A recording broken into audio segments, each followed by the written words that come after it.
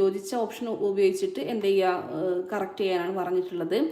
Ramesh saw a eagle in the zoo എന്നാണ് കൊടുത്തിട്ടുള്ളത്.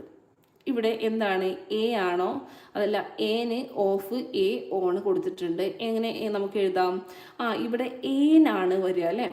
ഈഗിളിൻ്റെ ഉച്ചാരണം നമ്മൾ മുമ്പൊക്കെ പറഞ്ഞിരുന്നത്, ഞാൻ കഴിഞ്ഞ ക്ലാസ്സിൽ എടുത്തിട്ടുണ്ടായിരുന്നു, AEIOU അല്ലേ, വവ്വൽ സൗണ്ട്, വവ്വൽ അക്ഷരമാണ് അന്ന് നമ്മൾ ചെറുപ്പത്തിൽ നമ്മൾ പഠിച്ചിരുന്നത്. AEIOU ആ ഒരു അക്ഷരത്തിൽ തുടങ്ങുന്ന വാക്കുകൾക്ക് മുന്നിൽ ഏൻ ഉപയോഗിക്കണം എന്നായിരുന്നു പഠിച്ചിട്ടുണ്ടായിരുന്നത്. പക്ഷേ ശരിക്കും യഥാർത്ഥത്തിൽ അങ്ങനെയല്ല.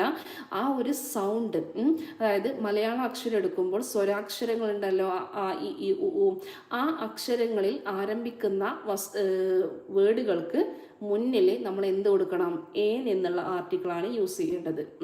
ഇനി അല്ലാത്തത് ബാക്കിയുള്ള അക്ഷരങ്ങളുണ്ടല്ലോ, കാക്ക അങ്ങനെ വരുന്ന കോൺസ്റ്റൻസ്, ആ ഒരു വ്യഞ്ജനാക്ഷരങ്ങൾ, ആ ഒരു സൗണ്ടിലാണ് വേർഡ് ആരംഭിക്കുന്നതെങ്കിൽ അതിന് മുന്നിൽ എ കൊടുക്കണം. പിന്നെ ദിയുടെ കാര്യം, അതിന് ചില പ്രത്യേക സ്ഥലത്ത് മാത്രം നമ്മൾ ദി കൊടുക്കുള്ളൂ. ഓക്കെ, അപ്പോൾ ഇവിടെ കൊടുത്തിട്ടുള്ളത് ഈഗിൾ അല്ലേ.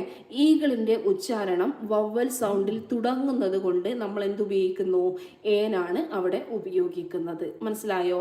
ഈഗിൾ, ഈ അല്ലേ, അപ്പോൾ ഏനാണ്. ഈഗിൾ എന്ന് പറയോ? ഇല്ല അല്ലേ, അപ്പോൾ ഏനാണ്. ഓക്കെ.